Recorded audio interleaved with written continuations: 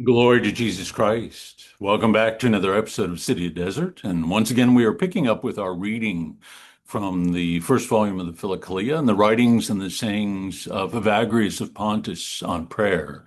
And if you're following along today, we are on page 61 of volume 1, and we're at the very bottom of the page with 52.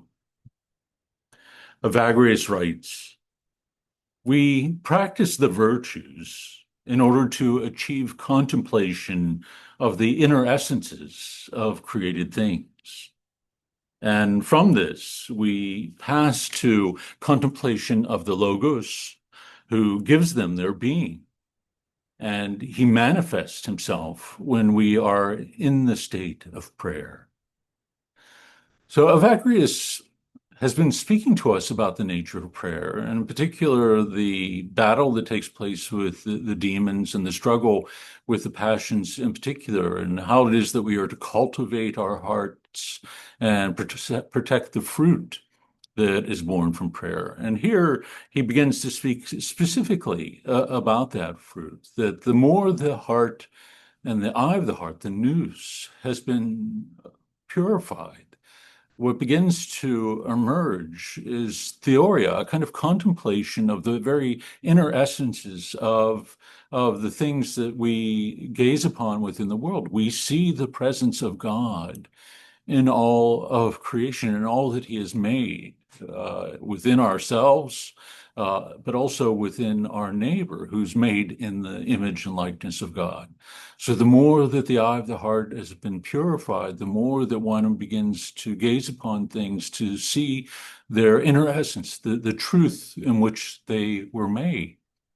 But Evagrius tells us that as this begins to happen, that the Logos, God himself, the Word who has become incarnate, manifests himself to us, that we begin to contemplate not only the very nature of the things of this world, but the God who has revealed himself to us and who has taken our flesh upon himself. We begin to see the very essence of God, his love, his humility, his compassion and mercy. And it is then that we become more and more transformed by what we gaze upon. It is our very beholding of these realities that then allow them to take hold of us, of our hearts, both to shape them, but to guide them toward God and towards the kingdom. And so let us pray today that we might in every way be docile to the action of God's grace within our lives, and that holding this gift precious, that he would open our eyes, in particular the eye of our heart, to gaze upon the depth and the beauty of his love and of his compassion.